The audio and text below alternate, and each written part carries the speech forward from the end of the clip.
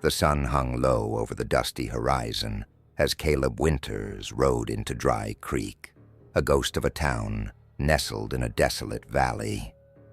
His horse's hooves clacked against the hard-packed dirt of the main street, the only sound in the unsettling silence. He tugged at the brim of his hat, scanning for any sign of life. Nothing. No laughter from the saloon, no hammering from the blacksmith, not even the clatter of dishes from the diner. It was as though the town had been swallowed whole. Caleb dismounted, his boots crunching in the dirt, and pushed open the saloon doors. Dust motes floated in the amber light, streaming through the windows. Glasses sat half full on tables, chairs tipped over, cards scattered across the floor.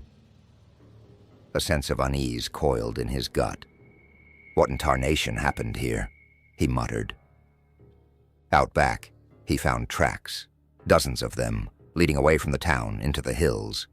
The dirt was gouged, as if people had been dragged against their will. Caleb hesitated, but the silence of Dry Creek weighed heavy, spurring him forward. The trail wound into a rocky canyon, flanked by jagged cliffs. Caleb kept his hand near his holster, each step more cautious than the last. As he rounded a bend, a familiar voice called out, "Caleb, that you?" He turned to see a tall figure leaning against a rock. It was Jake Carter, an old friend and fellow cowboy Caleb hadn't seen in years. Jake's face split into a grin, his weathered features as familiar as the sun-scorched plains. "Jake, what are you doing out here?" Caleb asked, relief washing over him. "Funny question. I should ask you the same," Jake replied, clapping Caleb on the shoulder. "Come on, let's set a fire. You look like you could use a meal." The two men caught up over a pot of beans and coffee as the sun dipped below the horizon. Caleb couldn't help but notice Jake seemed different. Edgy, his eyes darting toward the shadows more than usual.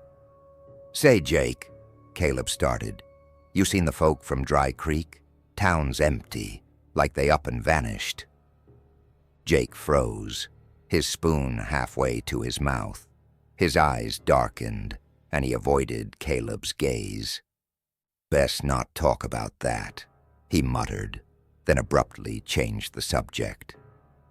Uneasy, Caleb let it slide. But that night, as the fire crackled low, he couldn't shake the feeling something was deeply wrong. A few nights later, Caleb woke to the sound of muffled cries. He sat up, heart pounding, and saw Jake and several other cowboys he didn't recognize heading into the canyon, lanterns bobbing in the dark.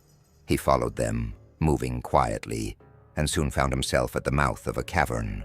The cries grew louder, desperate and terrified, echoing off the stone walls. Caleb crept closer and peered inside. His blood ran cold. In the cavern, the missing townsfolk were chained to the walls, pale and emaciated. At the center of the chamber was a pit, and from it emerged a massive snake-like creature, its scales glistening black as oil, its eyes glowing like molten gold. The cowboys were throwing townsfolk into its gaping maw, their screams swallowed by the monster's hissing roar. Among the cowboys was Jake. "Jake!" Caleb yelled, unable to stop himself. The cowboys turned as one, their faces blank, their eyes lifeless. Jake stepped forward, his voice calm but chilling. "Should have stayed out of it, Caleb. Now you'll join 'em." Before Caleb could draw his gun, they seized him, dragging him toward the pit. The creature loomed above, its maw dripping with gore. They chained Caleb near the others, leaving him to watch as the cowboys continued their ritual.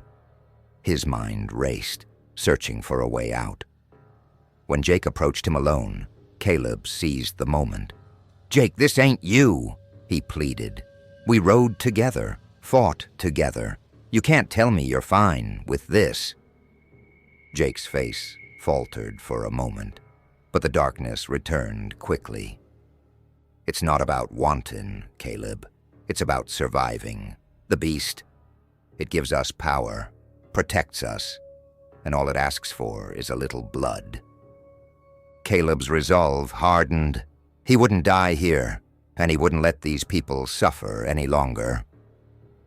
As Jake turned to leave, Caleb managed to grab the keys from his belt. It took hours of quiet effort, but he freed himself and the others, whispering instructions to stay silent. When the creature rose to claim its next victim, Caleb lit a bundle of dynamite he'd found among the supplies. "Hey, Snake!"